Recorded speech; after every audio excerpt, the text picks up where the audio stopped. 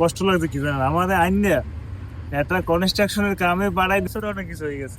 কি কি হয়েছে বলেন? আমাদের ভাই, আমার সব থেকে বেশি মানে মনে কষ্ট লাগছে কি জানেন, আমাদের আইন না একটা কনস্ট্রাকশনের কামে বাড়াই দিয়েছে।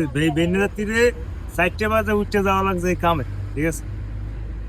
বেনি রাত্রিরে ঘুমিয়ে উঠছি, 4টে বাজে গেছি, তাও খাওয়ান লয়ে যাওয়া লাগছে। সারা দিন এই কাম করতে করতে ওরে প্রথম দিন ওই যে ঝাড়ু দিছে, বুরুষ মারছে না, বুরুষ মারা দিছে। ওই একদিন মনে হয়েছে না 1 বছর হয়ে যেতেছে, একদিন শেষ হইতেছে না, কি একটা জীবনের মধ্যে হালাইছে। এরপরে ওইটা কয়দিন করছে, 9 দিন। 9 দিন করার পরে এক চোখে একটু ব্যথা হয়েছে। 5 রিয়াল করে ঘন্টা, বা ডেলি 50 রিয়াল, বুঝছেন? এরপরে 9 দিন করার পরে আর করি নাই, মানে 2 দিন অ্যাবসেন্ট দিয়ে দিছি। কই বদলা দেওয়া কাম আর কি, গেলে টাহা না গেলে টাহা নাই, বাদ দিয়ে দিছি। 2 দিন পরে কয় যে তোমার ক্যান্সেল দিয়ে দিছে। এখন ক্যান্সেল দিছে ভালো কথা। আমি যে বাড়ি ফোন দিয়ে কইছি আমার বাপের যে এরকম চোখে সমস্যা হয়েছে, দিন যাই নাই। হ্যাঁ, আমার হট করে কি তো ভালো হয়েছে, জানো দেশ পাইছো, বাড়ি পাইছো, তুই কাম করে জানো, তোর বই বইটা হাতে মনে হচ্ছে। আমার যে কান্দন আছে এই সময়, গায় বাড়াইলো কনস্ট্রাকশনের কাম করতে, আমার কইলো না। আমার বাপে যদি আমার কইতো তোর এই কামের লেগে পাঠাইছি, আমি আইতেমি। এরপরে আবার হে দিয়া আমার বাপে আমার আই দিলে, আমার খুব মেজাজ মানে মেজাজ খারাপ না, আমার খুব খারাপ লাগে। কেন আমার এখন তোমার মারেন নাই, আমি যে বড় হয়েছি এর মধ্যে একটা সোবারও দেয় নাই। এ দিল, বাকি 2-3 দিন মন টন খারাপ, ঘুরছি ঘুরছি রুমে মাসির লগে।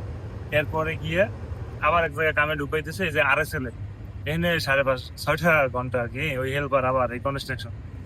জীবনটার উপরে যে অত্যাচার গেছে, বেঞ্জের তীরে 4টে বাজে ঘুমাইয়ে উঠে, আর হইলো গিয়া মনে করেন এই সন্ধ্যাকালে আইসি, আইয়া গোসলটা করিয়ে হাত পাও দিয়ে ছাড়িয়ে, এরপরে রান্দা বাড়ি খাওয়া লওয়া, রাত বাজে 10টার বাজে ঘুম, আবার 4টে বাজে উঠে যাও কাম।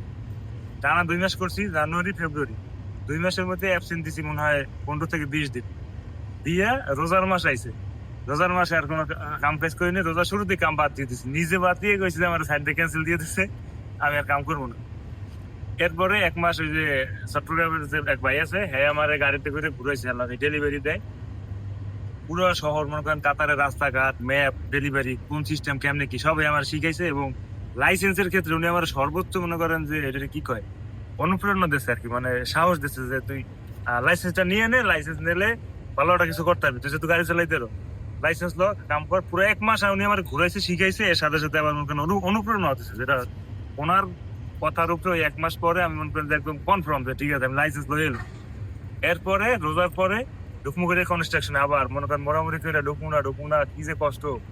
এই করতে করতে আমার এক মামা সম্পর্কের হয়, তো ওনার দ্বারা আবার আগে থেকে আমি যখন আইসি ওই থেকে ওনার কথা হয়েছে, উনি জানতো। তো উনি আমারে অনেক কামের লেগে চেষ্টা করছে, অনেক জায়গায় অনেক ট্রাই করছে, হয় নাই। লাস্টে একটা কাতারির বাড়ি একটা কাজ পাইছে, তো এই কামটা আমার দিয়েছে রোজার পরে, ঈদের পরে দেওয়ার পরে আমি গেছি হলো এই কাতারির বাড়ির কামে। এখানে যাইয়ে প্রথম দিন যে কলজে কোটাকুটি শুরু হয়েছে, আরবি ছাড়া কিছু বোঝে না। আমার নামাই দিচ্ছে গাড়ি এলায়, এখন আমার এই নামার থেকে এই আরবির লাগে আরবিতে কথা বলা লাগে। হ্যাঁ, আমি তো মনে করেন যে এই যে সাদিক তাল ছাড়া আর কিছুই জানি না দুনিয়াতে। এরপর একটু একটু করে ইংলিশ আরবি মিলিয়ে 3 মাস মনে করছি, ছেলে মেয়ে 1200 রিয়াল না কত বেতন দিছে। আর মনে করেন যে খালি মুখ রাখা হয়েছে, আলা তো দুধ আর মুখ খাইছি, আর এগুলো কাম করছি। গেল 3 মাস। 3 মাস পর 4 মাসের সময় নিজের থেকে চিন্তা করলাম যে টাকা যা হয়েছে বা বাড়ির দেয় না, লাইসেন্স করবো।